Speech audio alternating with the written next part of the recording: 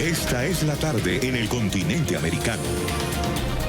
Cuando anochece en Europa y amanece en Asia, así cae la tarde en el continente americano y transcurre la noche y el amanecer en el resto del mundo. La tarde. Hola, ¿cómo están? Bienvenidos a la tarde de NTN 24. Gracias por su preferencia, por su compañía. A nombre de Idania Chirino les doy la bienvenida. Mi nombre es Joely Ramírez. Como siempre, la invitación a que tuiten, a que nos escriban, a que nos digan si les gusta o no el programa y nos sugieran algunos temas. Vamos a comenzar con la información.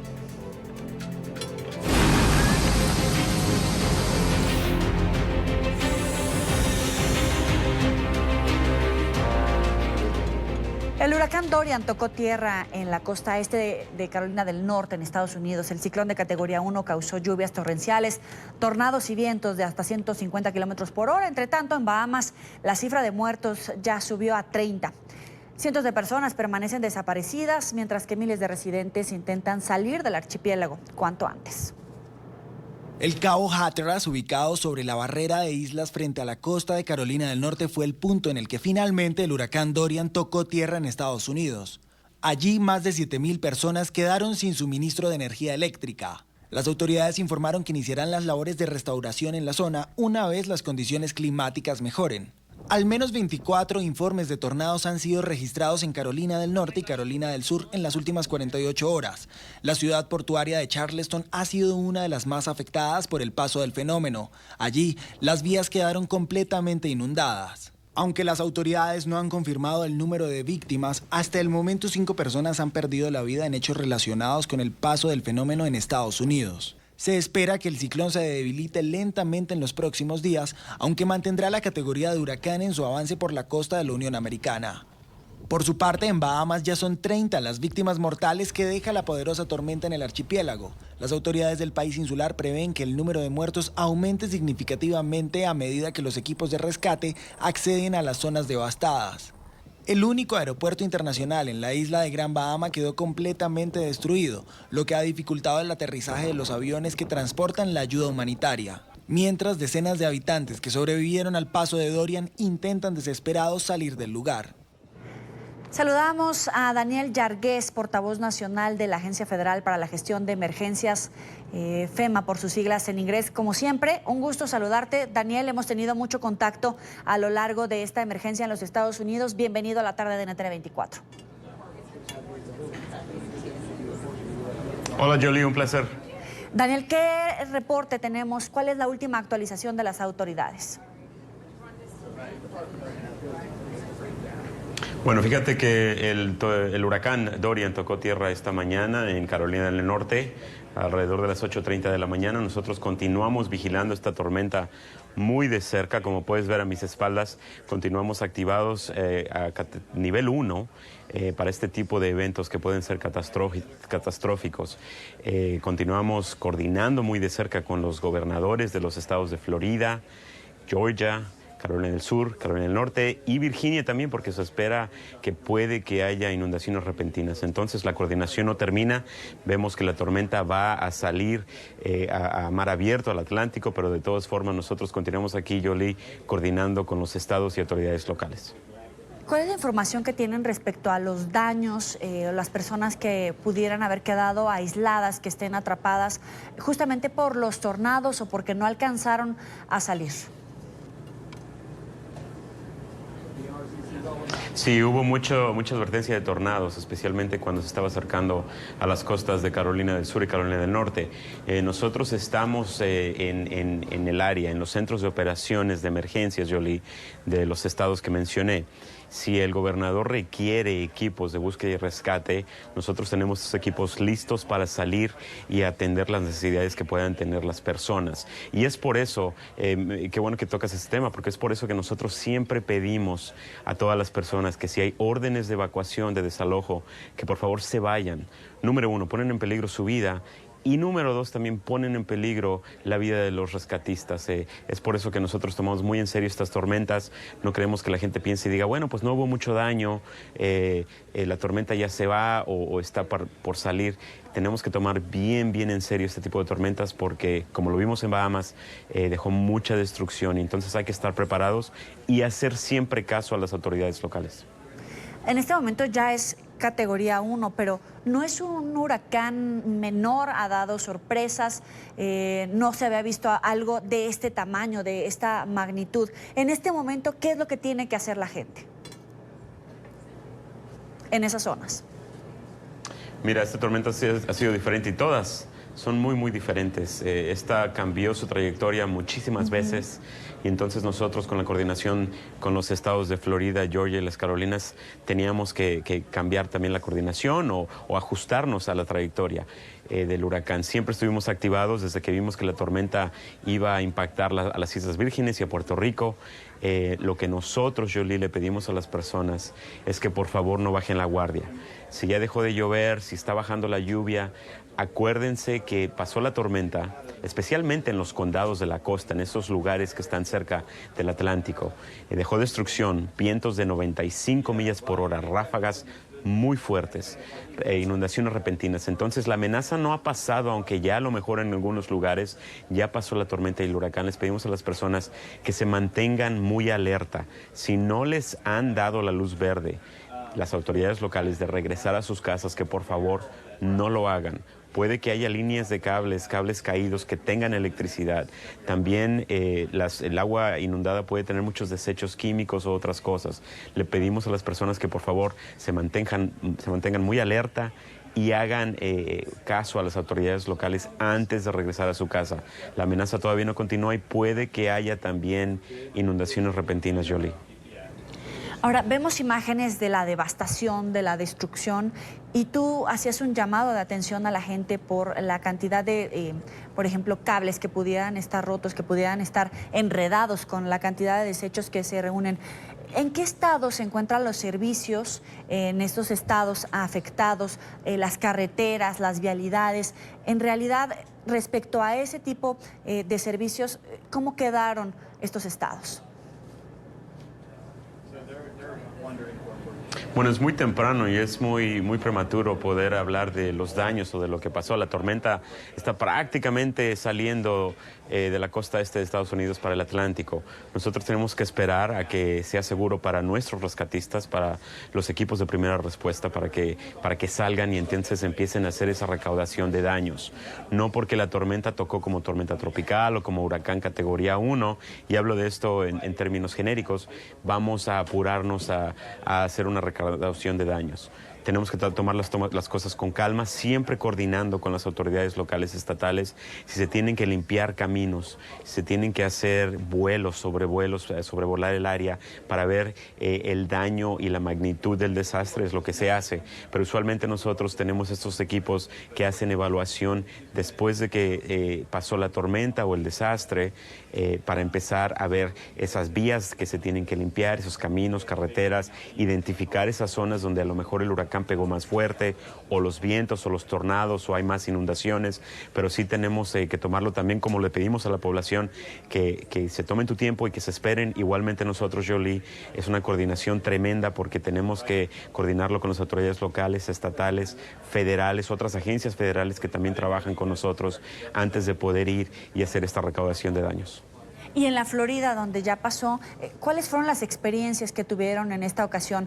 Conforme pasa el tiempo y este tipo de emergencias, ¿la gente es más consciente, atiende más a las llamadas, las alertas que ustedes hacen? Fíjate que es muy buena pregunta porque sí vimos que muchas personas hicieron caso a los llamados de preparación. Muchas autoridades locales pidieron y omitieron órdenes de evacuación para esos condados que posiblemente iban a estar impactados o afectados por esta gran tormenta. Vimos que fueron a la tienda, que compraron abastos, suministros, llenaron sus tanques de gasolina, tenían medicamentos, y es por eso que nosotros le pedimos a las personas que se preparen. Estas amenazas continúan continúan. Estamos al pico de la temporada de huracanes, entonces van a darse más tormentas, ojalá no, pero eso es la realidad, que se pueden dar más tormentas. Entonces la preparación es bien importante. Cuando se les pida que salgan de sus casas porque porque corren peligro, es algo que lo tomamos nosotros muy en serio y le pedimos a las personas que también lo hagan.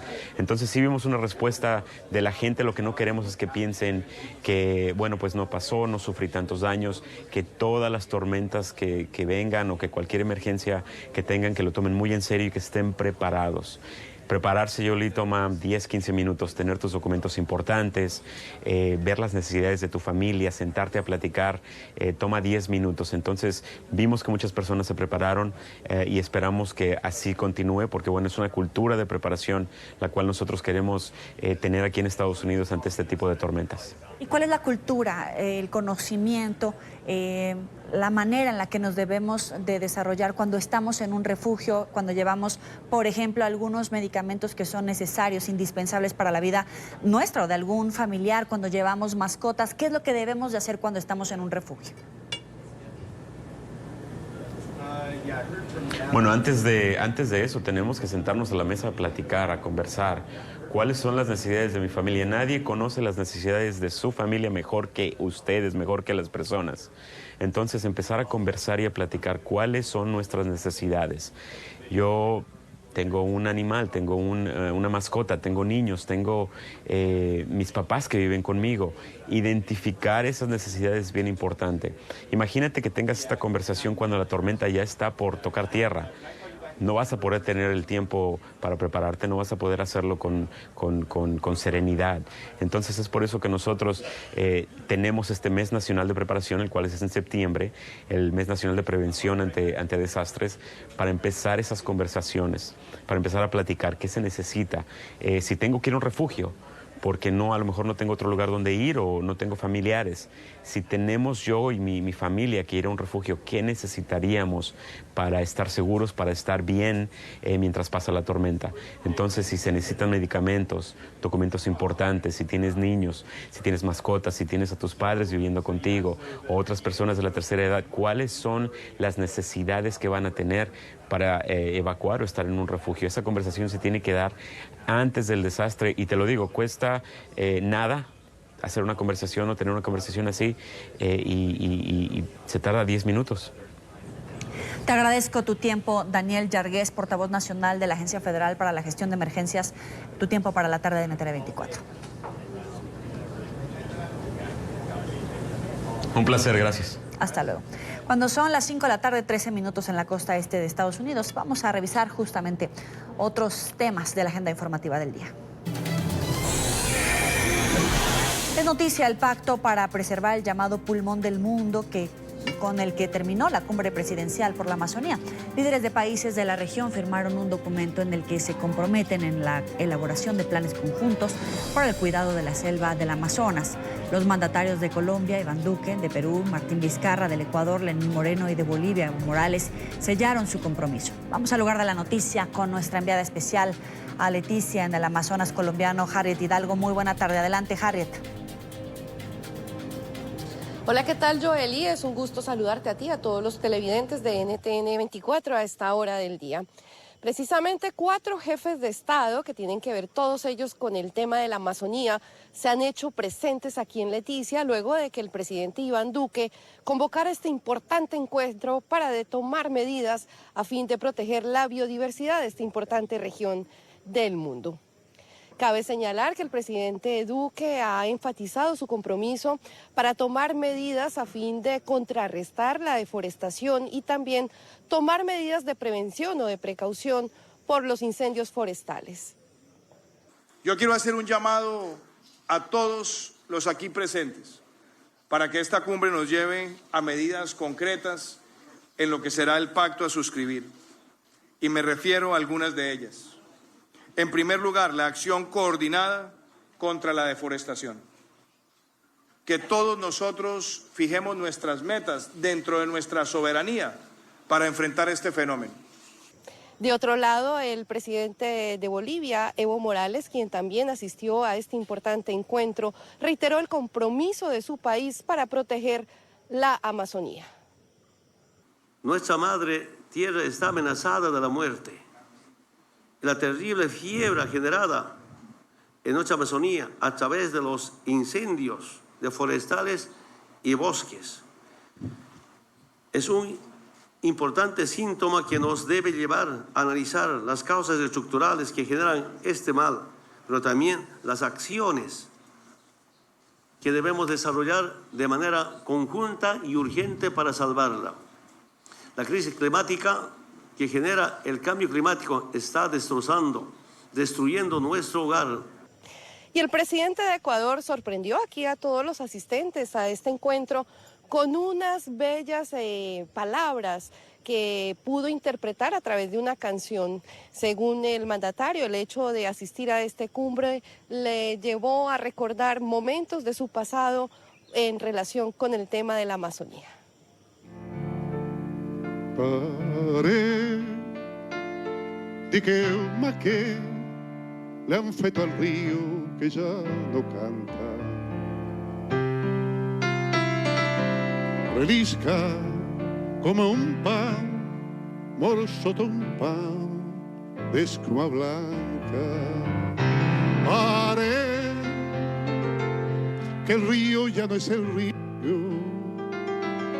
Pare abans torna l'estiu, amague tot lo que es riu.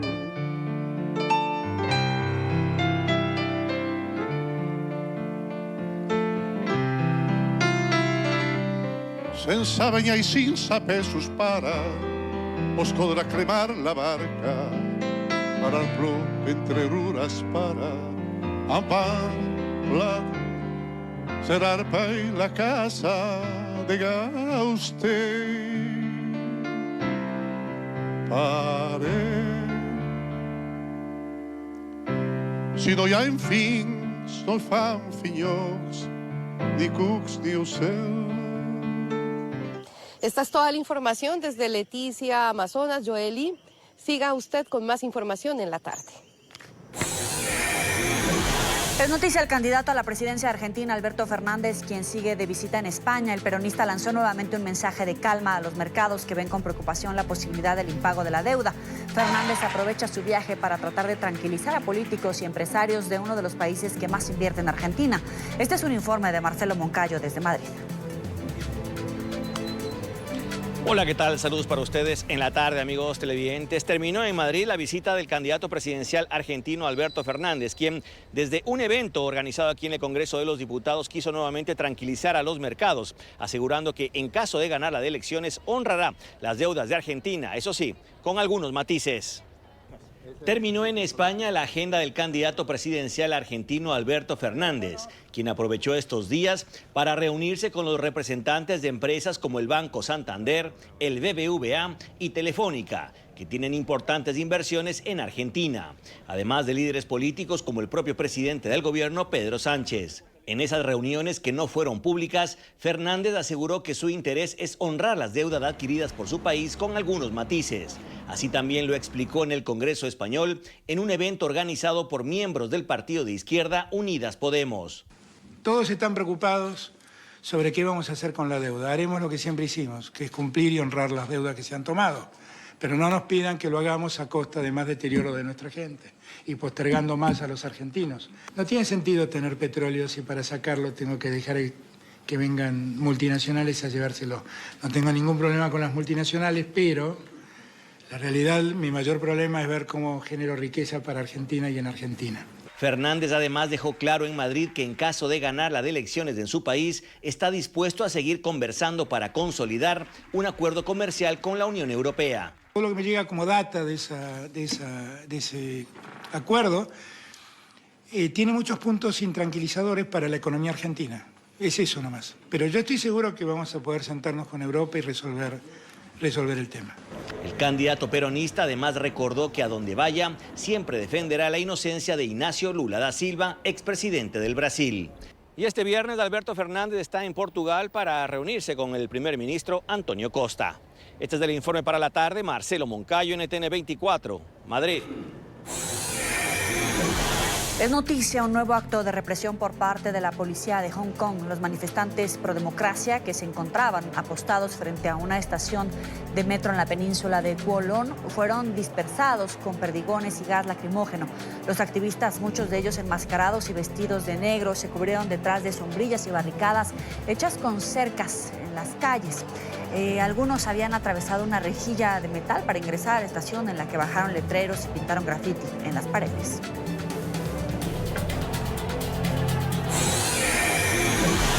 Es noticia la muerte del expresidente de Zimbabue, Robert Mugabe. El exmandatario de 95 años fue sacado del poder por el ejército en noviembre de 2017 tras gobernar durante 37 años. El fin de una era en Zimbabue. El expresidente Robert Mugabe, que dirigió con mano de hierro el país africano entre 1980 y 2017, falleció a los 95 años. Mugabe tomó las riendas de la antigua Rodesia tras su independencia en 1980. Durante su mandato de 37 años, uno de los más largos del continente africano, pasó de ser héroe de la independencia y amigo de Occidente a tirano que provocó el hundimiento económico de su país. Su política inicial de reconciliación en nombre de la unidad del país le valió elogios generales, especialmente en las capitales extranjeras. Pero rápidamente, el héroe mostró mano dura con sus opositores. Sus abusos contra la oposición, fraudes electorales y sobre todo una violenta reforma agraria lanzada en 2000 recibieron las condenas de Occidente. Considerado durante mucho tiempo como insumergible, fue abandonado progresivamente por los fieles a su régimen. Y a finales de 2017, tras un golpe de estado del ejército apoyado por su partido, el entonces jefe de estado más longevo del planeta se vio obligado a dimitir. Fue reemplazado por su ex vicepresidente Emmerson Mnangagwa, al que había destituido poco tiempo antes.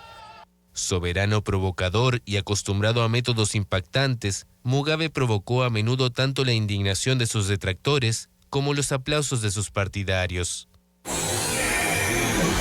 Noticia el enfrentamiento entre la policía y manifestantes en Perú. Cientos de personas salieron a marchar al centro de Lima en apoyo de la propuesta del gobierno de adelantar las elecciones generales para 2020. Estas son las imágenes de estas protestas multitudinarias que al grito unísono pedían que todos dejaran el poder, gritaban, clamaban que se investigaran los actos de corrupción, gritaban fuera los corruptos, que se vayan todos.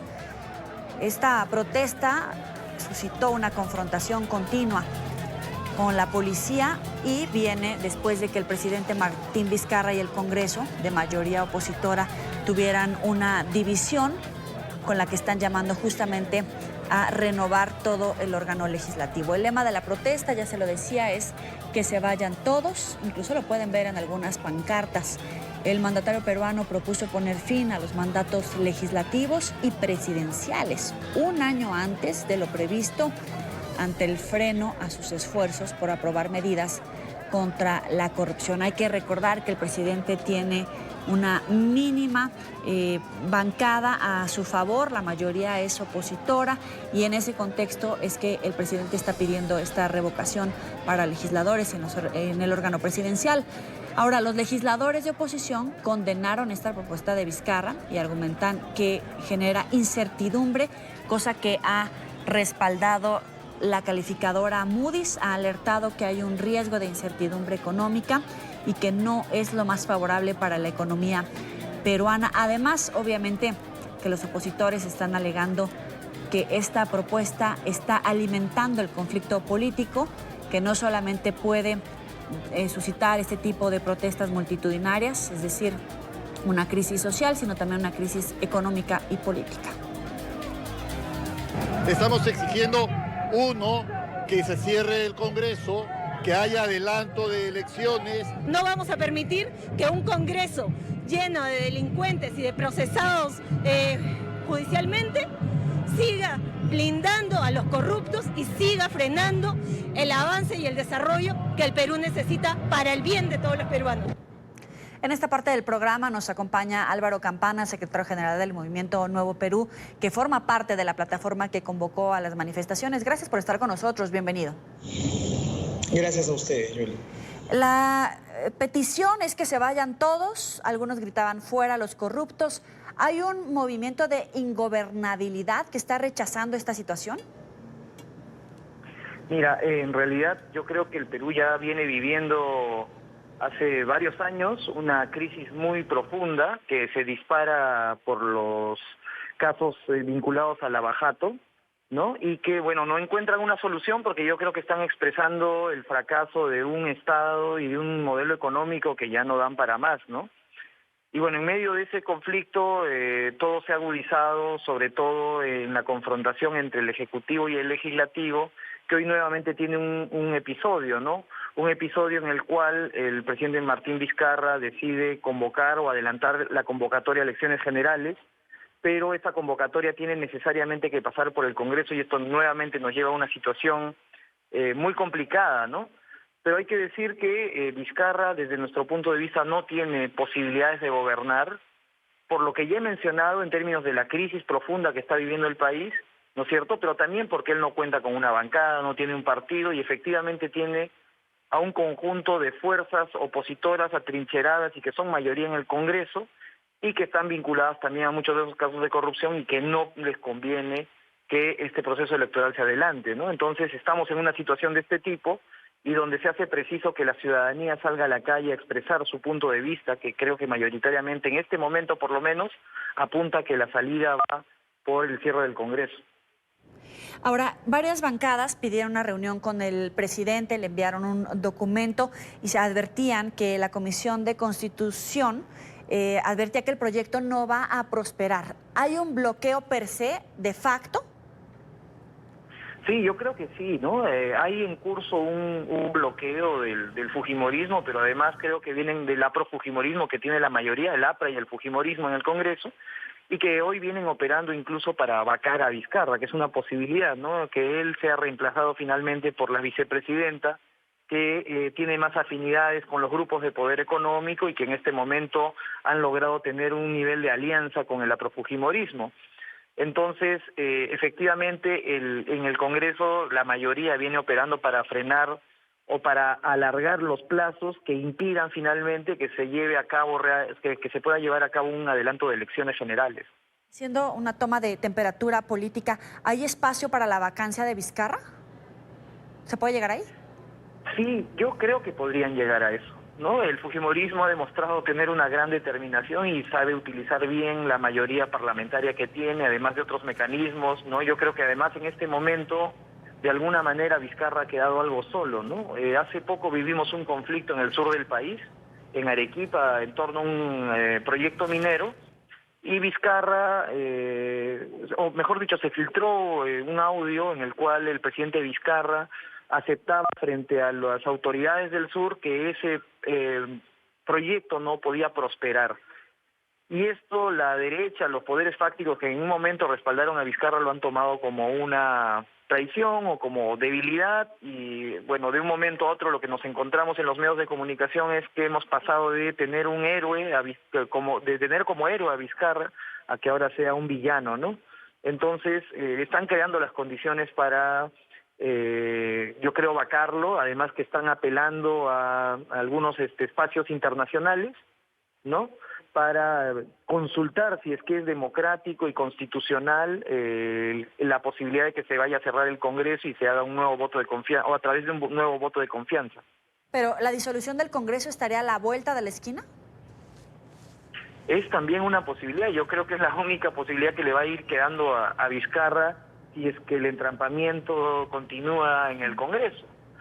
Porque si no, el otro escenario se va dibujando cada vez más y creo que el pueblo peruano está cansado de que no se den respuesta a sus más inmediatas necesidades, a todas las dificultades que hay a nivel económico, ¿no? A nivel social. Se tiene un nivel de inseguridad muy grande, crecientemente hay una sensación de inseguridad, el empleo ha caído de manera importante, ¿no? Y el gobierno no está teniendo la capacidad de responder a esto, no solamente por este conflicto con el legislativo, sino porque hay un conflicto más de fondo que tiene que ver con el modelo político y con el modelo económico. Las calificadoras como Moody's ya advierten de la crisis económica en la que se sumiría el país si este tipo de brotes sociales avanzan, si la crisis política no se soluciona. ¿Es mejor avanzar en ese contexto a pesar de los problemas económicos que pudieran desencadenarse? Yo creo que lo que más le conviene al Perú es pasar la vuelta a esta página, ¿no? Y empezar una nueva página, una nueva etapa, un nuevo momento. Y eso es solamente posible si cambiamos a los actuales actores políticos, a un Congreso que ya no representa a nadie, ¿no es cierto? Y que logremos que a través de la participación popular pues se defina el destino del país. Si no, más bien vamos a seguir sumergidos en esta crisis permanente que no tiene nunca acabar, y aún peor, con la posibilidad de que se abra un camino hacia una salida autoritaria, que sería lo peor que nos podría ocurrir. ¿Pero están en ese momento de que de verdad podría llegar a una salida autoritaria? Yo creo que una salida autoritaria podría ser posible, ¿no? No como en el año 92 con tanques en la calle, ¿no es cierto? Pero sí a través de un golpe blando, obligar a Vizcarra a renunciar, vacarlo, poner a la vicepresidenta en el gobierno, ¿no? Pero con un poder legislativo muy desprestigiado y con un ejecutivo que tampoco ya va a tener otros mecanismos, sino los más autoritarios para poder enfrentar el malestar que tiene la sociedad, ¿no?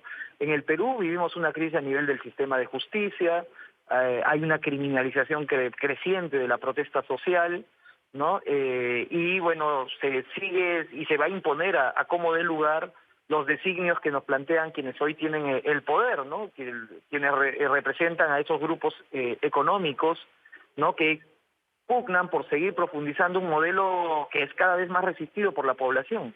¿Tiene antídoto en el Perú la corrupción? Porque en este momento escuchamos estas quejas, pero hay muchos políticos, incluso expresidentes, procesados por este tema. Sí, mira, como nosotros sostenemos, este no es un problema solo de personas, no es un problema moral, ¿no? Hay un problema aquí estructural. En el año 92 se debilitaron tremendamente las instituciones, se cambió el rol del Estado, se le dio un rol subsidiario y creo yo que no se generaron los mecanismos para que ese Estado además no sea capturado por intereses particulares, ¿no? Lo que ha ocurrido en el país, en el Perú, es una captura del Estado en función de intereses determinados. Entonces eso ha posibilitado pues que tengamos un país sumergido en la corrupción. A eso hay que agregar que no existe otra manera de participar en la política si no es a través de mucho dinero, ¿no? Y esos dineros vienen obviamente de tanto intereses de grandes empresas, de grandes grupos o conglomerados empresariales, como también de grupos de economías sumergidas, ilegales, ¿no? Que financian autoridades para poder beneficiarse, y en medio de todo eso emerge la corrupción. Entonces tenemos que cambiar esas reglas, tenemos que cambiar ese modelo político, ¿no? Se han intentado ahora algunas reformas para impedir que el dinero sucio entre a la política, pero bueno, lamentablemente todas estas reformas han caminado a medias por las características que tiene justamente el Parlamento. Es Álvaro Campana, secretario general del Movimiento Nuevo Perú. Gracias por estar con nosotros. No, gracias a ustedes. Gracias por seguir con nosotros en la tarde de NTN 24. Donald Trump vuelve a amenazar a los llamados Dreamers. El mandatario reiteró que el programa de acción diferida para los llegados en la infancia a Estados Unidos, DACA, por sus siglas en inglés, tendrá fin próximamente. Pese a que hace 2 años el presidente decidió terminar el plan puesto en marcha por la administración de Barack Obama, actualmente sigue parcialmente activo y se encuentra en una batalla judicial para evitar que miles de jóvenes indocumentados y que se benefician de la medida sean deportados. El presidente Obama nunca tuvo el derecho legal de firmar DACA y así lo indicó en el momento de la firma, pero en cualquier caso, ¿cómo puede tener derecho a firmar? Y yo no tengo derecho a dejar sin efecto un documento totalmente ilegal que le daría al presidente nuevos poderes. DACA irá ante la Corte Suprema. Es un documento que ni siquiera el presidente Obama sintió que tenía el derecho legal de firmar. Lo firmó de todos modos. Tenga la seguridad de que si la Corte Suprema hace lo que todos dicen que debe hacer sobre la base de la ley, un acuerdo bipartidista se hará en beneficio de todos. México anunció hoy que está cumpliendo con el acuerdo migratorio pactado con Estados Unidos en función de evitar la imposición de aranceles a productos mexicanos. En su conferencia matutina presidencial, el canciller Marcelo Ebrard entregó un reporte de la estrategia implementada por el gobierno mexicano para atender el fenómeno de la migración. El alto funcionario aseguró que entre mayo y agosto el flujo de migrantes se redujo en 56%, más de la mitad, lo que aleja al país de la imposición justo de los aranceles, como lo advirtió Washington. Ebrard agregó que el plan de desarrollo y migración además ha sido respetuoso de los derechos humanos y que México sigue aportando económicamente para generar empleos en El Salvador, Honduras y Guatemala, y de esta manera intentar reducir el flujo migratorio desde estos países de origen. La reducción de un flujo migratorio muy grande, complejo, y que ponía en tensión nuestras normas legales y nuestra propia política migratoria en virtud del incremento tan grande que tuvo. Y a propósito, el canciller Ebrard informó que el próximo martes estará en la Casa Blanca entregando el reporte. Dijo que rechazará de nuevo la posibilidad de que México se convierta en un tercer país seguro. Estados Unidos puso sobre la mesa en las reuniones de junio que se firmase o se llegase a un acuerdo entre México y Estados Unidos de tercer país seguro, que en esencia lo que implicaría es que en México se procesen las solicitudes de asilo de cuanta persona llega a Estados Unidos por la frontera sur. Nosotros desde un principio les dijimos que eso es inaceptable para nuestro país. No lo vamos a hacer. El argumento nuestro fue: hay una estrategia propia mexicana que puede dar resultados y no estamos dispuestos a implementar ese tercer país seguro. La fortuna del Chapo para los indígenas. Desde la cárcel de máxima seguridad en la que permanece recluido, Joaquín El Chapo Guzmán habría pedido que su dinero sea destinado a las comunidades indígenas de México, según reportan algunos medios de comunicación. Los abogados del capo dieron a conocer que su cliente hizo esta petición al presidente Andrés Manuel López Obrador a través de su madre y sus hermanas, con las que habría sostenido una conversación telefónica. Guzmán aseguró que el dinero producto de actividades ilícitas por las que fue condenado a cadena perpetua no le pertenece al Estado. El mandatario mexicano celebró el anuncio. Nos acompaña José Luis González Mesa, abogado de Joaquín El Chapo Guzmán. Muy buena tarde, abogado. Gracias por estar con nosotros. Hombre, muy buenas tardes para ustedes también, y un cariño fraternal, un saludo fraternal para ustedes, los colombianos, que son y seguirán siendo nuestros hermanos en esta América Latina. Abogado, ¿es cierto o no que Joaquín El Chapo Guzmán pidió que sus recursos, que su dinero fuera entregado a grupos indígenas en México? Bueno, es cierto totalmente. Le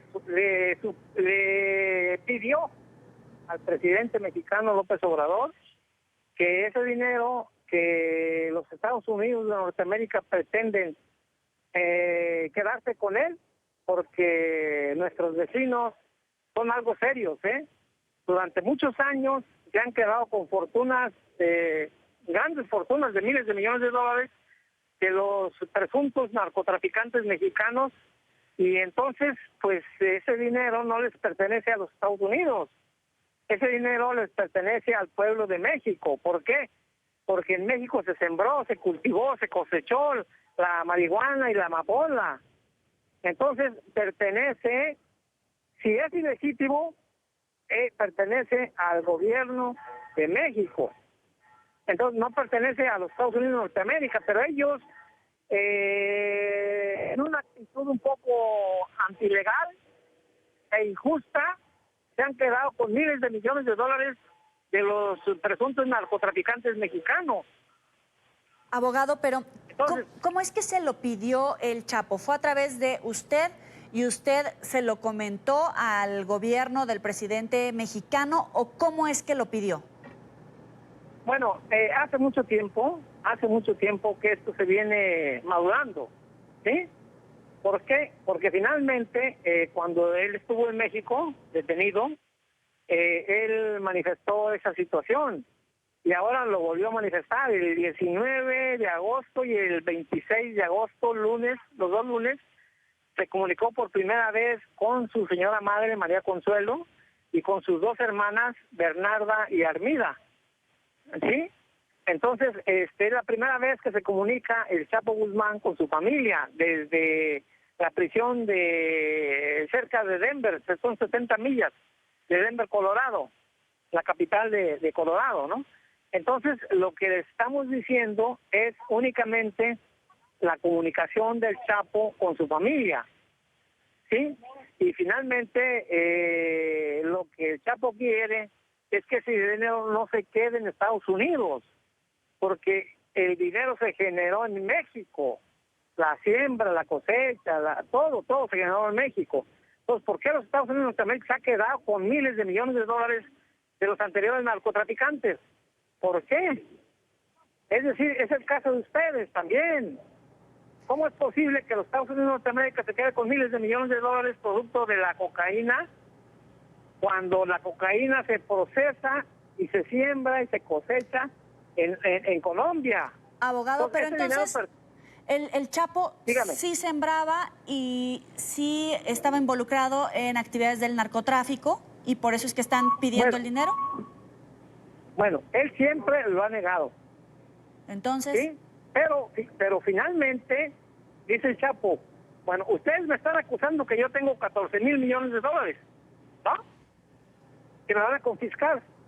Sí, nada más que mis estimados, mi estimada justicia norteamericana o estadounidense o gringa, como ustedes quieran llamarle, no se puede quedar con ese dinero en virtud de que fue procesado y fue producto de una siembra en México.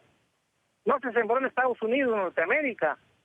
Pero ya me hice bolas. Entonces, el Joaquín Guzmán sí estaba vinculado a actividades del narcotráfico y ustedes están pidiendo que las ganancias de esas actividades ilícitas se les quede a su cliente. No. Es que él nunca ha aceptado que está participando en el narcotráfico. Pero aún él acepta que finalmente si los Estados Unidos de Norteamérica tiene 14,000 millones de dólares confiscados, bueno, que se regresen a México. Oiga, abogado, y el abogado que representa a su cliente en Estados Unidos ¿está adelantando este proceso, es decir, entre el gobierno de Estados Unidos y el gobierno de México, o es usted? Bueno, aquí estamos trabajando conjuntamente con el abogado Ligman y con nosotros. Nosotros no estamos desvinculados con el grupo de abogados norteamericanos. Y ese proceso... Vamos a trabajar conjuntamente. Hemos leído en la prensa mexicana que el gobierno mexicano ya está notificado de esto. Ustedes, en el equipo mexicano, ¿con qué autoridades mexicanas están hablando para obtener ese dinero y quitárselo al gobierno de los Estados Unidos? Correcto. Pregunta inteligente. Mira, se formó, ahora que vino el secretario de Estado Pompeo a México, a lo mejor tú viste unas fotos por ahí donde nos manifestamos enfrente de él con unas pequeñas cartulinas pidiéndole a Pompeo, secretario de Estado, que ese dinero pertenecía a México, en inglés, ¿no? Es decir, el dinero del Chapo es dinero del gobierno mexicano, ¿no? Pero finalmente se formó una comisión binacional entre México y Estados Unidos. Esa comisión están participando en México Secretario de Relaciones Exteriores, Secretaría de Hacienda, Fiscalía General de la República y otra secretaría. Son 4 secretarías. Nosotros estamos en comunicación permanente con ellos. Nosotros queremos que nos escuchen, porque nosotros tenemos todos los elementos de prueba para que finalmente el Chapo Guzmán sea regresado a México, porque el Chapo Guzmán fue entregado ilegalmente por el expresidente Peña Nieto. Peña Nieto lo entrega un día antes que tomara posición el presidente Trump. Y te voy a decir una cosa, es vergonzoso la actitud del presidente porque violó 4 amparos que siguen vigentes en la Suprema Corte de Justicia y que se van a poner a consideración de la Suprema Corte de Justicia en los próximos días. Esto te quiero decir que es muy vergonzoso porque finalmente no estaba a disposición del presidente, ni del secretario de Gobernación, ni del secretario de Relaciones Exteriores. Estaba a disposición de la Suprema Corte de Justicia y pisoteó uno de los derechos de la Suprema Corte de Justicia, uno de los poderes. ¿Pero ustedes van a denunciar al expresidente Enrique Peña Nieto? Claro, ya pusimos una denuncia de carácter penal ante la Fiscalía General de la República por abuso de autoridad y por secuestro, porque él lo secuestró, porque no estaba a disposición del presidente, estaba a disposición de la de la Suprema Corte de Justicia, y esto se va a certificar en unos días más. El expresidente Enrique Peña Nieto entregó al Chapo Guzmán, según sus palabras, ¿a cambio de qué? Bueno, habrá que preguntarle a él, porque finalmente fue un traidor al Chapo Guzmán, porque le entregó 1.800 millones de dólares para su campaña política. Tenemos pruebas fehacientes que vamos a aportar a la Fiscalía General de la República. A través de que tiene documentos de este depósito, lo hicieron en efectivo, lo hicieron a cuentas bancarias, porque es muy delicada la denuncia que usted nos está compartiendo, abogado. Gracias por hacerlo en este espacio, que le entregó esa cantidad de millones de pesos mexicanos para su campaña. ¿A través de qué métodos? ¿En efectivo, en cuentas bancarias o cómo lo hicieron? No, efectivo. Todo se maneja en efectivo. Todo se maneja en efectivo. Aquí no hay rastros ni huellas, pero tenemos pruebas fehacientes, ¿sí?, de que se fue entregado, en qué forma, a la camioneta, en el lugar, etcétera, etcétera. Todo tenemos debidamente elaborado. ¿Pero a quién se lo entregaba? ¿Usted alguna vez vio al presidente? No, desde luego. Los presidentes nunca reciben el dinero. Entonces, ¿a quién? Son colaboradores cercanos, como el secretario de Gobernación, Osorio Chong. ¿A Miguel Ángel Osorio Chong se lo entregaron? Claro. No, a él tampoco, pero gentes de él. ¿Tiene algún video, grabación, algo que lo pueda probar? Tenemos testimoniales, la forma, el día, todos los datos. Tenemos en Estados Unidos en cajas de seguridad, tenemos en otros países cajas de seguridad, entonces tenemos los testimonios y que pronto aportaremos a la Fiscalía General de la República en México para que se le enjuicie. Ahora, estas pruebas ya las habían entregado entonces durante el juicio que se llevó a cabo contra el Chapo Guzmán en la Corte de Nueva York. Son esas mismas pruebas que el gobierno de Estados Unidos dio a conocer que se habían hecho denuncias contra el presidente Enrique Peña Nieto de que recibió recursos del Chapo Guzmán para su campaña electoral. Bueno, qué bueno que siguen la historia. Bien. Acuérdate que finalmente fueron un colombiano y otro testigo que declararon bajo palabra de honor decir la verdad y más que la verdad frente a un tribunal norteamericano. Ellos son muy serios los gringos en ese sentido. Bueno, pues ya hay 2 testimonios de que recibieron dinero, tanto el presidente Peña Nieto, el expresidente Peña Nieto y el expresidente Calderón. El primero 300 millones y el otro 200 millones de dólares. Pero eso es nada más un testimonio. Pero tenemos más testimonios de que se le entregaron más dinero. Entonces, ¿también le dieron dinero a la campaña del expresidente Felipe Calderón? Ay, por favor. Todos los expresidentes han recibido dinero del narcotráfico, producto del narcotráfico, para sus campañas y para seguir trabajando. Abogado, y una vez que se convertían en presidentes, si se ratifica, si se comprueba que lo que usted está diciendo es verdad, ellos se comprometían ya como presidentes a dejarlos realizar labores de narcotráfico en territorio mexicano, en algunos estados de la República, con la complicidad de autoridades de la fuerza pública, del ejército, de la marina. Mira, lo único que te puedo decir es algo muy interesante.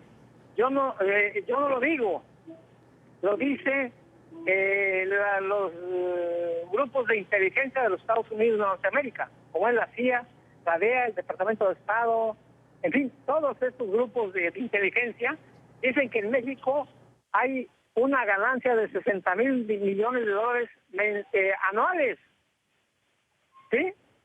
Entonces, esos 60,000 millones de dólares anuales no se los lleva el narcotráfico, se los lleva la mitad el presidente en turno, una parte los gobernadores de los estados, los presidentes municipales y todo el mundo, todos los políticos corruptos.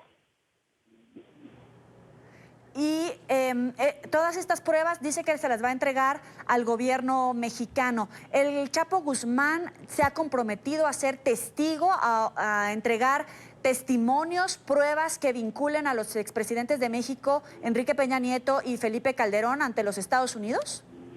No, y todos los anteriores hace 30 años. Pero el Chapo ya se comprometió con el gobierno de Estados Unidos a ser testigo, a declarar en contra de los expresidentes. No, él jamás declarará en los Estados Unidos de Norteamérica. O sea, él está ilegalmente en los Estados Unidos de Norteamérica. A él lo entregaron ilegalmente Peña Nieto, Osorio Chong y Luis Videgaray. Entonces, lo que tenemos que hacer es que finalmente nosotros aportemos las pruebas que tenemos en nuestro poder y que nos envió él y que tenemos de él, el Chapo Guzmán. El Chapo Guzmán es un hombre extraordinariamente inteligente, a pesar de que llegó al tercer año de primaria en un pueblo en la sierra de Sinaloa, Durango y Chihuahua. Fue un hombre que llegó al tercer año de primaria, pero afortunadamente tiene un coeficiente intelectual superior al de Peña Nieto, Ya. Y bueno, una inteligencia natural extraordinaria, ¿no? Ahora, hablábamos acerca de los recursos del Chapo Guzmán. ¿Cuánto es el dinero en realidad que todavía tiene el Chapo Guzmán? Porque en algún momento se habló de 1.140 millones de dólares. ¿Cuánto es en realidad el dinero del Chapo? Bueno, se especula mucho, pero finalmente nosotros, lo más importante de esto es que nosotros decimos lo siguiente: de conformidad con él y con su familia. ¿Sí? Primero, el gobierno de los Estados Unidos de Norteamérica tiene la carga de la prueba. ¿Sí? O sea, tú dime cuánto tengo. Ellos hablaban inicialmente de 14,000 millones de dólares. Bueno, tú dime cuánto tengo y dónde lo tengo. ¿Sí? Porque ni su mamá, ni sus hermanos y hermanas, ni sus hijos, tiene 24 hijos, ni sus esposas, tiene 10 exesposas, y bueno, finalmente nadie tiene esas grandes cantidades depositadas en cualquier banco de los Estados Unidos de Norteamérica, que es donde los Estados Unidos de Norteamérica tienen jurisdicción. Ellos no pueden ir a China, no pueden ir a otro país, no pueden ir a otro país a investigar si hay depósitos a nombre de Chapo Guzmán, porque todos los países son independientes y soberanos. ¿En dónde está la soberanía entonces? Para entregarle documentación al gobierno de los Estados Unidos de Norteamérica. ¿Qué pasa? ¿Qué sucede? ¿En qué mundo vivimos? Todos los países somos independientes. Todos los países somos republicanos, tenemos 3 poderes. Lo mismo que Estados Unidos. Pero entonces ellos se creen los buenos, y todos de México para abajo somos los malos, porque producimos marihuana, producimos cocaína, producimos amapola. Pero ¿quién consume esos productos? Por Dios. Abogado, le quiero hacer una pregunta. Medios mexicanos que justamente reportaban que, por ejemplo, usted se acercó al secretario Mike Pompeo cuando visitó territorio mexicano, cosa que nos estaba comentando usted ahora. Muchos de esos medios mexicanos están poniendo en cuestionamiento si usted en verdad es el abogado del Chapo Guzmán. Yo le quiero preguntar, ¿a usted quién lo acredita como abogado del narcotraficante? Bueno, si tú me permites, yo les voy a mandar un documento en donde yo fui abogado del Chapo Guzmán hasta que un mes antes que se lo llevaran, en un proceso de carácter penal. Y aparte, una carta que me envía la señora María Consuelo Loera Pérez, la señora madre. ¿Sí? Por cierto, me acabo de comunicar con ella hace 2 horas. Entonces, caray, bueno, pues si mira, aquí el abogado, pero es que es, justamente esos medios de comunicación dicen que la familia rechaza que usted sea el abogado. Bueno, yo te voy a mandar el documento. Y finalmente, en el transcurso de los próximos 15 días, nosotros actuaremos de conformidad con la familia, hombre. Por Dios. Pues es decir, a mí el hecho de ser abogado Chapo Guzmán sería una locura si no tuviera un apoyo, un sustento jurídico. ¿Pero usted le paga a la familia del Chapo? ¿Perdón? ¿A usted le paga sus honorarios la familia del Chapo? Bueno, eso es aparte, pero yo estoy al servicio de ellos. ¿No le pagan entonces? No, es una cosa particular. Yo soy cristiano como ellos y estoy al servicio de ellos. Le agradezco a José Luis González Mesa, abogado de Joaquín El Chapo Guzmán. Gracias por estar con nosotros aquí en la tarde. Al contrario, un abrazo para ese gran pueblo glorioso colombiano, hermano de México. Hasta luego. Gracias por seguir con nosotros. Recientemente Nicolás Maduro ordenó alerta naranja en la zona de frontera con Colombia. Sus palabras generaron más tensión entre el régimen y el gobierno de Iván Duque. Además, expectativa en la zona por el movimiento de tropas entre el estado Táchira del lado venezolano y norte de Santander en territorio colombiano. Mientras tanto, sigue el éxodo, el movimiento migratorio y la llegada de venezolanos que huyen de la crisis y buscan refugio. Idania Chirinos está en Cúcuta y nos tiene información. Idania, muy buena tarde. Distintos son los signos que muestran el deterioro de la calidad de vida del venezolano, el incremento de esa crisis que agobia no solo a Venezuela, sino a los países vecinos. Distintos son los signos que se presentan en Colombia sobre la presencia de los venezolanos que han ido increciendo en número con sus necesidades en la espalda. Hace más de 6, 8 meses estuvimos aquí en la Casa de Paso, que depende de la Arquidiócesis de Cúcuta. En esta Casa de Paso se atiende a diario a miles de migrantes que se acercan para tener un plato de comida. En aquel momento, la última vez que los pude visitar, habían 2.500 personas por día a quienes se le entregaba almuerzo. Esta cifra ha venido incrementando. Ya vamos a hablar de eso con las personas que trabajan aquí.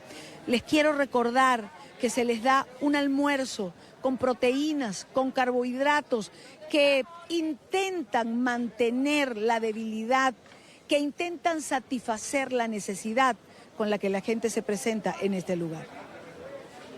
El menú del día de hoy, por ejemplo, caraotas negras, arroz, sardina, papas, que son servidas por los voluntarios que trabajan en la Casa de Paso. Más o menos 110 voluntarios son los que trabajan en conjunto para hacer posible la elaboración de los alimentos y luego servirlos a las miles de gente que por día se presentan aquí en esta Casa de Paso en la ciudad de Cúcuta. Son colaboradores, unos de la propia Cúcuta, otros vienen desde Venezuela, trabajan por el día y regresan por la noche. 3 reglas encontramos en esta Casa de Paso. Ninguna persona de la tercera edad se va sin recibir alimento, ninguna mujer en estado y tampoco ningún niño. Por eso son de los primeros en atenderse. Se reparten números para los alimentos del día. Ellos son los primeros que se atienden. Son los primeros requerimientos que se siguen. ellos tienen la prioridad por considerar que son los más necesitados de recibir el alimento diario. Fabiola Ruiz es la coordinadora de la Casa de Paso. Conversamos con ella. Fabiola, gracias por atendernos. Hace 6, 10 meses estuve aquí. En ese momento se repartían 2.500 almuerzos. ¿Cómo ha incrementado esta cifra? Bueno, yo creo que más de un 100% diría yo. Estamos dando alrededor de 4.500 y algo más con el repele. Día a día se aumenta. Anteriormente llegaba solamente la mamá o el papá, la guerreaba acá y le llevaba a sus hijos, le mandaba plata a sus hijos. Hoy en día vienen núcleos familiares completos, entonces cada día es más el incremento de las personas que vienen desubicadas y sin saber qué hacer. Aquí a esta tierra que gracias a Dios nos regalan un plato de comida para poder obsequiarlo a estas personas que vienen con esta necesidad. La mayor parte de la gente que viene de Venezuela. Sí, claro, toda. Diría que toda. Hablamos de un 99% que viene de los que están... Ok, todos vienen de Venezuela. Algunos vienen todos los días de Rubio, de San Cristóbal, del alrededor que queda más cerca, tipo 2 horas más o menos para venir a almorzar y a desayunar. Otros ya están radicados acá. Otros vienen, venden sus cositas, vuelven y se devuelven, o sea, hay de todo, pues otros vienen, pasan simplemente, comen y arrancan para el interior del país. Es decir, Fabiola, hay gente que solo viene a comer y se devuelve. Increíble, pero sí, solo viene a comer porque hay algunos que sí traen sus cositas para vender, tienen cómo hacerlo y vienen y compran un kilito de arroz, bueno, lo que ellos puedan con lo que venden. Y se devuelven nuevamente para su país. Fabiola, ¿se puede percibir, ustedes que tienen, digamos, este termómetro desde hace tanto tiempo trabajando aquí, la condición deteriorada de la gente que llega ha ido empeorando? Es decir, con signos de mayor desnutrición o deterioro físico. Es mucho. Si hay algo que a mí me mueve en esta obra es ver tanta desnutrición en los niños. Y es muy triste. Es muy triste porque uno dice, el adulto tiene con qué aguantar. Puede venir a guerrear, puede aguantar hambre, sí tiene cómo, pero un niño, sus fuerzas no son tantas y ver los niños que la preocupación del niño es jugar, divertirse, la cara ajada, la cara triste de estas criaturas, porque ni siquiera lo mínimo que es la comida la tienen. Entonces, eso cada día es más deprimente. Claro, y es muy duro. Fabiola, ¿cómo están haciendo para financiar? ¿Quién les está ayudando para poder cubrir la necesidad de tanta gente? Bueno, siempre ha estado la diócesis, ¿sí? Se inició, cuando iniciamos esta obra, se inició con la corazonada o del padre David que quiso atender esto, ¿sí? Obviamente unido a la diócesis de Cúcuta. Después, poco a poco se nos han adherido. Actualmente tenemos el Programa Mundial de Alimentos, que es el que nos ayuda con todos los alimentos que llegan acá. Ellos nos envían los alimentos y acá los preparamos. ACNUR nos ha ayudado con instalaciones, con algunas cosas que necesitamos. Una obra encomiable de la Iglesia colombiana que atiende con misericordia, como lo decía Fabiola Ruiz, la coordinadora de la Casa de Paso, a estos venezolanos que se acercan hasta aquí para satisfacer el hambre. Es tan simple como eso, para satisfacer el hambre, para recibir un plato de comida, quizá el único que tienen en el transcurso de un largo día. Conversamos un poco con la gente que se encuentra aquí en la Casa de Paso. ¿Cuál es su nombre? Yosneidi López. Yosneidi, ¿de dónde usted viene? Del estado Cogé de San Carlos. El estado Cogé está en el centro del país, en el centro de Venezuela. ¿Usted viene, hace cuántos días llegó? Tengo ya voy para 3 meses y vivo en la calle, en la cancha, aquí mismo, en la parada, y tengo 3 niños y bueno, me siento mal porque estamos pasando mucha necesidad, ¿verdad? Yo con mis 3 hijos en la calle durmiendo y tanto polvo y mis hijos están enfermos. ¿Y usted viene aquí, o sea, usted come aquí? Como y desayuno y almuerzo, aquí en el comedor de la parada. ¿En Venezuela? No, nunca. La comida del CLAS duraba 3 meses sin llegar. Teníamos que comer lentejas con arroz, teníamos que buscar leña porque duraba como 5 meses la bombona de gas que no llegaba en los CLAS. Bueno, no tampoco. Con todas las necesidades que significa dormir en la calle con sus hijos, ¿usted considera que está mejor aquí que en Venezuela? Sí, sí estoy mejor aquí porque aquí mis hijos, ellos se sienten felices porque ellos me dicen, mami, aquí yo como lo que no comía allá en Venezuela, como bien. Lo único es que no dormimos bien, pues, pero sí estamos bien aquí porque a pesar de todo nos han ayudado. Me han ayudado con los pañales de la niña, a veces que yo vengo aquí al comedor y me regalan pañales, le ayudan a uno con la ropita, con muchas cosas, para aquí me siento bien que allá en Venezuela. ¿Su nombre? Maribel Piñango. ¿De dónde viene? De Aragua. Del estado de Aragua. ¿Qué la hizo venir? Que por lo menos allá no se consigue la comida. El niño mío es discapacitado, como ya le dije a los muchachos que tengo un niño con discapacidad. A él me lo trataron allá, como 2 ocasiones nada más, le hicieron las terapias y eso porque tenía que pagar. Yo pedía mucho en la camioneta, pedía colaboración para pagarle las terapias a él, para comprar la comida. ¿Y aquí lo atienden médicamente hablando? No, aquí no, porque ya lo que yo quería era una operación, pero me dijeron que no porque era peligroso para él. Podía quedar inválido, la hora me le da taquicardia. Antes me daba convulsiones 2 veces al día, me convulsionó más de 50 veces. Y gracias a Dios que mi hijo está ahí fuerte, camina. Y ya gracias a Dios no me dan no me dan las convulsiones, pero me da taquicardia. Pero eso de vez en cuando más se agita, cuando se cansa, él se cansa muchísimo. Yo lo que quiero aquí es buscar una ayuda para la comida de ellos, porque aquí por lo menos yo estoy de lunes a sábado como aquí, pero los domingos me cuesta, y hay veces para la cena no tengo. Entonces aquí me ayudan con una comidita para él, y sin embargo yo las rindo para ellos 3 porque ellos 3. Entonces mi esposo es el que más se esfuerza, porque aquí lo atropelló un carro, un taxi, lo aporrió, y entonces, y él está trabajando ahorita de aquel lado. Y hay veces que tiene que correr carro para poder trabajar, para poder luchar, porque aquí todo es una lucha.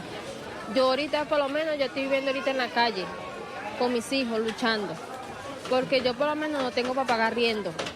Y en donde he conseguido me cobran caro, o si no me dicen que con los 4 niños no. Entonces me exigen mucho. Gracias. La que se conoce como la Casa de Paso ha ampliado y mejorado sus instalaciones. Ahora también les ofrece el servicio de baño tanto a hombres como a mujeres y los provee de agua potable, de agua en condiciones de tomar, porque ni siquiera eso tienen muchos o muchas de las personas que vienen hasta aquí. O un vaso para tomar agua o traen botellas para llenar y para poder llevarse. Con esto regreso de nuevo a los estudios. Este es un informe especial en Cúcuta, en la Casa de Paso de la Arquidiócesis de Cúcuta para el programa La Tarde. Gracias, Idania. Muy buena tarde para ti. Y mientras tanto sigue la persecución del régimen venezolano contra Juan Guaidó. Acatando las órdenes de Nicolás Maduro, el fiscal nombrado por la constituyente Tarek William Saab anunció la apertura de una investigación contra el presidente interino por el presunto delito de traición a la patria. Maduro lo acusó de estar presuntamente detrás de un plan para entregar el territorio del Esequibo en disputa con Guyana a cambio de obtener más apoyo internacional. Guaidó dijo que se trata de una nueva novela del régimen y que con esto lo que intentan es tapar la protección que le dan a grupos irregulares y narcoterroristas como las FARC. Luis Alejandro Olaya tiene toda la información. Luis. Hola, buenas tardes. El presidente encargado de Venezuela, Juan Guaidó, ha rechazado esta nueva investigación que se ha abierto en su contra por parte del Ministerio Público. Ha asegurado que tras la solicitud de Nicolás Maduro lo que se intenta hacer es tapar la realidad que vive el país, que permiten el accionar en Venezuela de grupos irregulares, paramilitares y narcoterroristas. Han señalado, además, el presidente encargado, Juan Guaidó, que esto es una nueva pantomima del gobierno de Nicolás Maduro.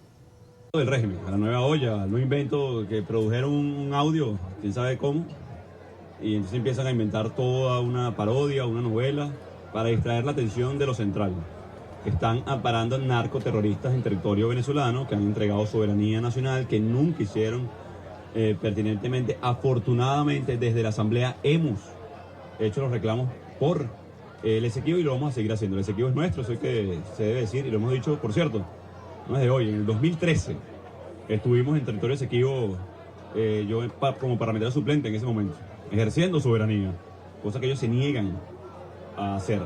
Así que bueno, el nuevo show del régimen para tratar de distraer la atención de lo central, que es que ellos amparan narcoterroristas, los financian directa e indirectamente en territorio nacional. Asimismo, ha criticado el movimiento militar que ha anunciado Maduro hacia la frontera colombo-venezolana. Ha señalado que la Fuerza Armada debe atacar a los grupos narcoterroristas presentes en Venezuela. También ha indicado que no hay dinero en el país para estar moviendo militares a la frontera y mucho menos para invertir en nuevo armamento, que se debería utilizar este dinero para darle de comer a los venezolanos. Cuando lo que necesitamos es que se muevan los camiones llenos de comida por Venezuela, sacar la producción de los Andes. En ocasiones se pierde porque no hay gasolina ni siquiera para poder transportar a los principales mercados del país. Es un absurdo que trata de distraer la atención. Es decir, hoy, y esto lamentablemente el nivel de apertrechamiento de nuestra Fuerza Armada ha decaído, dicho por ellos. El nivel de deserción que tiene hoy también la Fuerza Armada. Tenemos que empezar incluso por reconstituir una Fuerza Armada poderosa para poder hacer frente a los grupos irregulares, no a Colombia. También ha rechazado la actitud de Darek William Saab de no responder preguntas sobre posibles investigaciones ante la presencia de las FARC en Venezuela. Ha indicado que desde el régimen de Nicolás Maduro se les da cobijo y protección en territorio nacional. Gracias. Y en esta parte del programa saludamos a Víctor Mijares, politólogo y profesor de Ciencia Política de la Universidad de los Andes en Colombia. Gracias por estar con nosotros. Bienvenido. Vale, siempre un placer estar con ustedes. Comencemos por el principio, por explicarle al auditorio de las Américas qué es el Esequibo y desde cuándo está en disputa. Bien, el territorio Esequibo corresponde a 2/3 partes del territorio de la República Cooperativa de Guyana, antes conocido como la Guyana Británica. Este conflicto comenzó hacia 1833 y es muy coincidente con el conflicto de las Malvinas. Es un proceso de expansión del Imperio Británico a expensas de las nuevas repúblicas hispanoamericanas, en el caso de las Malvinas, Argentina, en el caso de Guyana o del territorio Esequibo, a expensas de Venezuela, y es un conflicto que se reactivó a mediados del siglo XX y que pasó del Imperio Británico, luego a la independencia de Guyana en 1966, a la nueva República Cooperativa de Guyana. En Venezuela reclama, insisto, 2/3 partes del territorio de ese pequeño país. ¿Pero entonces nunca perteneció a Venezuela? Estuvo bajo la soberanía de Venezuela durante buena parte, obviamente durante la etapa colonial, ¿verdad?, de la historia venezolana y posteriormente en los primeros años de la independencia de Venezuela. Posteriormente, por vía de los hechos, por vía de fuerza, fue tomado por el Imperio Británico a partir de unas mapas que van a ser violentando un poco la frontera venezolana, generando una situación de hecho en donde posteriormente el Imperio Británico va a ejercer soberanía y luego la República Cooperativa de Guyana. Venezuela va a tener durante muy poco tiempo hegemonía, digamos, control soberano sobre ese territorio. Sin embargo, tiene argumentos bastante importantes, sobre todo históricos, acerca del origen de este territorio para poder argumentar que efectivamente pertenece a Venezuela. Aquí hay una diferencia importante, disculpa que haga tan larga esta parte de la intervención, pero hay una diferencia importante entre el derecho territorial que va a marcar a los estados hispanoamericanos, que va a ser el principio de utis possidetis iuris, y el derecho británico, que no está basado en ese principio. Es por eso que el Imperio Británico actúa de esta manera sin respetar lo que eran las fronteras coloniales españolas. Pero ahora mismo, ¿quién representa a Venezuela en las negociaciones? ¿El régimen de Maduro sigue adelante con el reclamo de esta zona? ¿Defiende ese territorio como propio? Para el gobierno de Guyana, el representante legal de Venezuela es Juan Guaidó, porque es el que reconoce Guyana como parte del Grupo de Lima.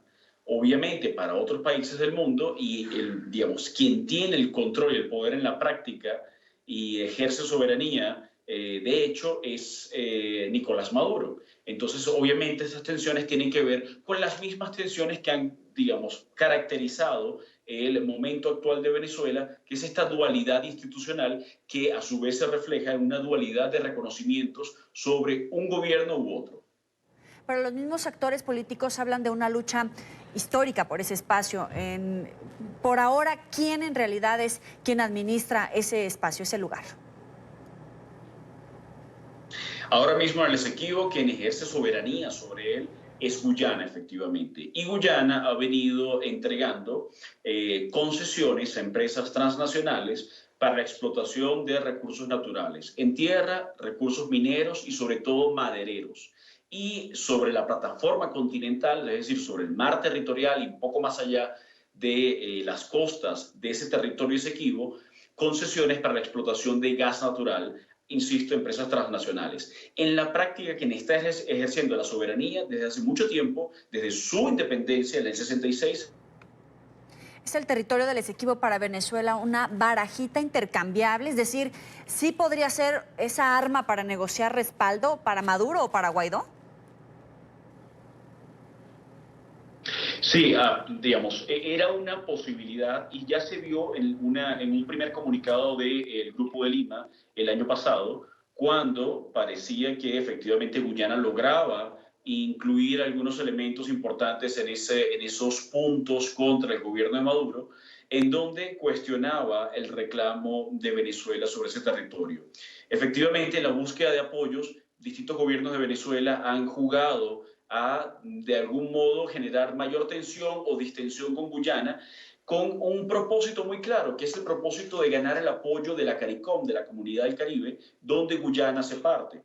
Esta razón es la que yo interpreto que está detrás de esas negociaciones, de esos contactos entre el grupo de Guaidó, entre el gobierno interino de Guaidó, que reconoce Guyana, y el gobierno guyanés. Que obviamente el gobierno guyanés está tratando de sacar algún tipo de ventaja de esta situación de debilidad por la dualidad institucional, por los conflictos internos de Venezuela, para poder efectivamente tener algún tipo de concesión por parte de un gobierno que Guyana reconoce frente a ese territorio y que de alguna manera esto se convierte en un precedente importante para el reclamo o, mejor dicho, el ejercicio de facto de Guyana y obviamente la soberanía de iure, es decir, la soberanía plena de Guyana a futuro, eliminando la posibilidad de la continuidad del reclamo venezolano.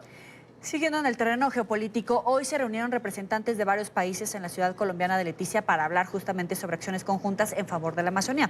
Venezuela no estuvo presente, sin embargo, uno de los pocos amigos del chavismo que quedan, el presidente de Bolivia, Evo Morales, reclamó porque Maduro no fuera invitado. ¿Está aislada Venezuela de la escena internacional? ¿Está solo el régimen?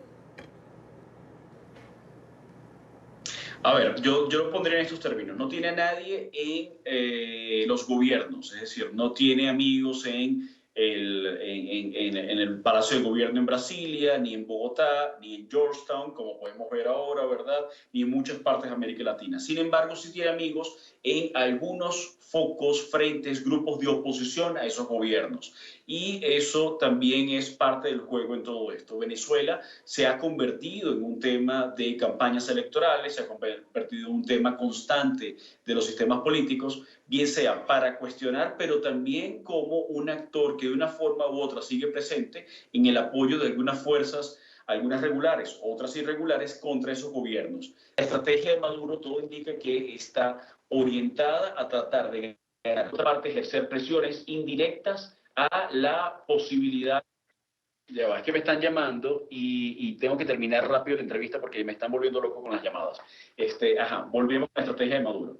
Todo indica que la estrategia de Maduro apunta precisamente a ganar tiempo por una parte, esperar que cambien la orientación, digamos, política, ideológica de la región nuevamente, debilitar esos gobiernos con el tiempo, pero también apoyando a grupos, algunos legales, otros ilegales, en el contexto de cambios dentro de los sistemas políticos de sus países vecinos.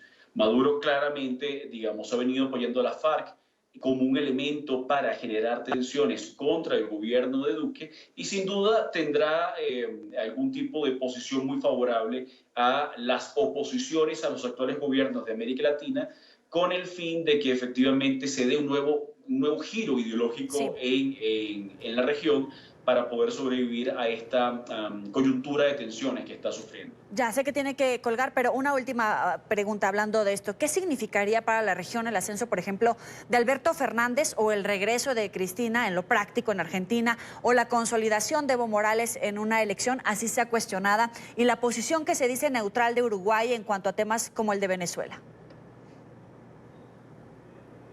Eso va a tener consecuencias importantes, sobre todo favorables para Maduro, si efectivamente se da esos escenarios que has planteado, ¿verdad? Esos escenarios, sobre todo en Argentina, ¿verdad? Un escenario muy importante, pero no son cruciales. Cruciales son, quizás en menor medida Brasil, pero sigue siendo un actor muy importante en la región. Cruciales son las elecciones en los Estados Unidos y muy crucial es la estabilidad del sistema político colombiano. Esos serían los tres actores fundamentales de la región, no solamente de América Latina, sino también, digamos, ampliándolo a todo el hemisferio, con el apoyo de los Estados Unidos, el apoyo de Donald Trump, puede ser un apoyo incómodo frente a la opinión pública para Juan Guaidó, pero es un apoyo importante en su tarea de tratar de lograr lo que él ha llamado cese de la usurpación y posteriormente elecciones libres. Le agradezco por estos minutos a Víctor Mijares, politólogo y profesor de Ciencia Política de la Universidad de los Andes en Colombia. Muy buena tarde. Vale, siempre la orden. Hasta luego. Hasta luego. Vamos a una pausa. Los invito a que se suscriban a nuestro canal de YouTube. Lo tienen en su pantalla. Van a poder encontrar todo el contenido multimedia, nuestras entrevistas, reportajes y la señal en vivo. Recuerden conectarse www.youtube.com/NTN24. Gracias por seguir con nosotros en la tarde de NTN 24. Les tenemos una invitación. Este año el Jazz Tropicante celebra su tercera edición. El Festival de Jazz Colombo Francés hará su lanzamiento el próximo 6 de septiembre en Bogotá, Colombia. Y pues como estamos ya de fin de semana, está con nosotros la directora del festival, Sara Marechal, para contarnos más acerca de este evento. Bienvenida. Muchas gracias. ¿Cómo estás? Cuéntame un poquito, ¿a dónde hay que ir? ¿Dónde compro los boletos? ¿Cómo de cuándo a cuándo? O sea, invítame. Bueno, el festival es del 6, es decir, hoy, hasta el 14 de septiembre, en 7 lugares del país. Ajá. Entonces, esta noche empezamos en Latino Power, que es una escena importante de la escena alternativa, y en el mismo momento está tocando la agrupación francesa invitada al festival en el Festival de Jazz de Montpós, esta noche. Mañana será en Mathematique. El miércoles 11 en Casaquilele, en Teusaquillo, pero el evento principal es el jueves 12 de septiembre en el Jorge Eliezer Gaitán para la gala de apertura de Jazz del Parque, donde se va a presentar la creación inédita musical que se va a realizar este año con La Perla y los franceses de Pulcinella. Pero dame un chismecito de esta creación. No te puedo porque no han empezado. Solo te puedo contar que los franceses vienen con acordeón y las chicas tocan folclore del Caribe. Vamos a ver qué se inventan con esto. Oye, pero ¿qué tan complicado es meterle como el ritmo tropical a un francés? No porque no tengan ritmo, pero digamos que vibramos diferente. Depende cuáles franceses, pero estos especialmente trabajan ya con folclore del sur de Europa. Okay. Entonces ya vienen muy empapados de tarantela del sur de Italia, de folclore búlgaro, porque el acordeón pues realmente es un instrumento que tradicionalmente es un instrumento de danza y de baile y de parranda, donde sea. Entonces creo que ese es un vínculo que hace que ellos pueden vibrar bastante parecido a lo que puede pasar acá. Es súper interesante en los festivales de jazz alrededor del mundo que justo pueden mezclar dos culturas, dos maneras de percibir la vida, de interpretarla con esta música. Cuando hablan de Jam Session, ¿qué podemos esperar en la edición que se va a llevar a cabo en Colombia? Bueno, eso va a ser un momento interesante porque va a ocurrir al final, al cierre de la creación de ellos en Casa Quilele, y va a ocurrir después de un conversatorio donde está invitado Pedro Ojeda, que es un baterista muy importante aquí de la escena colombiana actual, y Rafa Lucina, que es un baterista argentina que también vive aquí hace varios años. Entonces van a estar estos dos protagonistas que también tocan mucha percusión, nuestras tres invitadas que también tocan percusión, y los chicos franceses que también llevan batería. Vamos a jugar con ritmos ancestrales, tradicionales, modernos, populares, para ver que en Jam Session es un lugar de juego realmente, y entonces a eso vamos a jugar. No, y se pone súper padre y todos como que están creativos. Ahora es el Jazz Tropicante 2019, pero si no está este festival, ¿dónde podemos escuchar jazz? Jazz se puede escuchar en varios lugares de la ciudad, pues en los que obviamente nos reciben, como por ejemplo el Anónimo, que queda en la 106 con Suba, como Matic Matic, donde van a estar esos chicos mañana, sábado 7 de septiembre. Se puede, obviamente, el gran encuentro de jazz anual es Jazz al Parque, entonces está el sábado 14 y domingo 15 de septiembre en el Parque del Country, pero los invitamos a que obviamente vengan a la gala de apertura en el Jorge Eliezer Gaitán, donde se van a estar presentando esa creación. Y bueno, estas chicas nos van a interpretar algo, pero yo quiero saber, ¿ustedes qué? ¿De dónde se les pegó el jazz? ¿Qué escuchaban en sus casas? O sea, ¿de dónde? Dime si quieres tu nombre y me cuentas de dónde. Bueno, ¿puedo hablar por este? ¿Sí se puede? Bueno, yo soy Giovanna y pues jazz como tal nosotras no hacemos. Nosotras hacemos más música inspirada en el Caribe colombiano, música de tambores, de gaita, bullerengue, cumbia. Y ahí lo interesante de hacer esa fusión con el jazz es eso, que sale de un jazz juntado con un tambor alegre y una gaita. Entonces eso es lo que vamos a poder ver. ¿Tú qué dices? Sí, claro, esa es nuestra apuesta también, ¿no? Tenemos como toda nuestra escuela es la parte tradicional del Caribe colombiano, pero aparte pues nuestra intervención a esta música ha sido también como todas nuestras influencias del hip hop, no sé, de la salsa, del merengue. Entonces ya de por sí nuestra música está un poco mezclada, así que más el jazz, creo que va a estar muy interesante esta fusión. Bueno, no, es una experiencia, es un ejercicio, es experimentar. Aunque nosotras no hemos tocado jazz, como mencionaban mis compañeras, siempre estamos dispuestas y abiertas a la improvisación, a crear música nueva, y el jazz y los jams y todo lo que va a pasar en Jazz Tropicante es eso, creación, es repentismo, improvisación. Así que bueno, muy pendientes, invitados. Invitados, pero ¿nos puedes regalar unas boletas o algo, no? Claro. Cuéntanos, ¿cuántas ideas cómo?